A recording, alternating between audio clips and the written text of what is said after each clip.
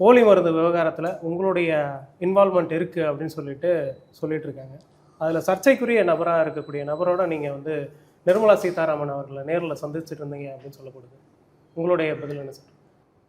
சட்டப்பேரவை அலுவலகம் நீங்கள் என்னோடய அலுவலகத்துக்கு யார் வந்தாலும் தெரியும். இங்கே எந்த அனுமதியும் கிடையாது. சட்டப்பேரவைத் தலைவர் சந்திப்பதற்கான எந்த அனுமதியும் அப்பாயின்மெண்ட் வாங்கி வந்து பார்க்கணுன்ற அவசியம் இல்லை.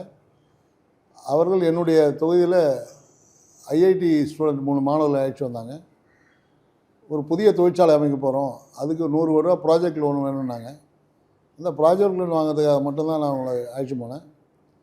நான் வெளிப்படையாகவே இதை சொல்லியிருக்கேன், இப்போ என்னுடைய பேட்டியிலே சொல்லியிருக்கேன், எந்த விசாரணைக்கும் நான் தயார். ஏன்னா என் மேலே எந்த தப்பும் இல்லை. அது மாதிரி தவறான ஒரு நபரை அழைச்சி கொண்டு போக வேண்டிய அவசியம் எனக்கு கிடையாது. தவறு எதுவும் செய்யாத பட்சத்தில் எதிர்க்கட்சிகள் வேண்டும் என்று ஒரு 5 ஆண்டு காலம் இந்த தேசிய ஜனநாயக கூட்டணி ஆட்சியில் மிக சிறப்பாக இந்த சட்டப்பேரவை நடத்தியிருக்கேன். செம்மையாக கொண்டு போயிருக்கேன். கொண்டு எதுவும் இப்போ அவங்களால எந்த குறையும் கண்டுபிடிக்க முடியல. கண்டுபிடிக்காதால இப்போ அது வந்து அந்த வழக்கு சிபிஐக்கு விசாரணைக்கு போயிருக்குது. இப்போ சிபிஐ விசாரிக்கும் போது அதனுடைய பல உண்மைகள் தெரிய வரும். அப்போ வரும்போது நான் நிரபராதி என்பது வெட்ட வெளிச்சமாகும்.